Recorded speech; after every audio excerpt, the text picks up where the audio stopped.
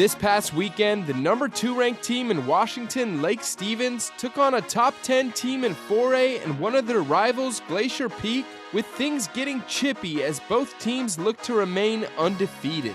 Glacier Peak received the ball to start the game and picked up a first down on the first play from scrimmage, but a few plays later, they were forced to punt it over to this explosive Lake Stevens offense. Kekoa Okiyama had a crazy one-handed catch on their first drive, and from there, they were rolling. Junior quarterback Blake Moser ran one in for the first touchdown of the game, and it didn't take long for them to get the ball back after their defense forced a 3-and-out.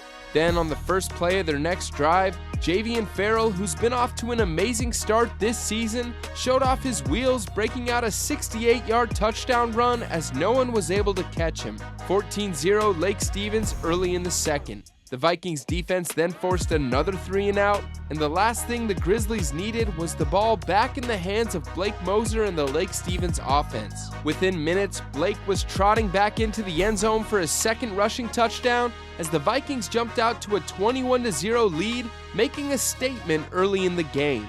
Glacier Peak now needed to answer back before half to keep them in this game, and they did just that. Isaiah Owens had a couple nice pickups, including a 7-yard rushing touchdown with 45 seconds left in the half, so it looked like it would only be a 2-score game at the break.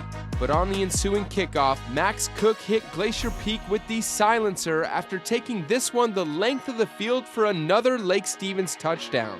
Unfortunately for Peak, the Vikings also received the ball to start the second half, and after scoring on all their drives in the first half, they got right back to it as Kekoa Okiyama rushed one in from 19 yards out, extending the lead to 35-7. However, on the first play of Glacier Peak's next drive, one of the fastest athletes in the state, Isaiah Owens, got loose for his second touchdown, taking this one 80 yards while giving the Grizzlies some hope. The only problem was this Lake Stevens offense is just too dominant. Blake had a beautiful throw on the run to 3-star wide receiver Seth Price for 6 more, and after that, things got heated. But what can you expect from a good rivalry game? Blake threw one last touchdown to Grayson Agers with 3 minutes to go, so it would end with a final score of 49-14 as the Vikings continue to dominate this season.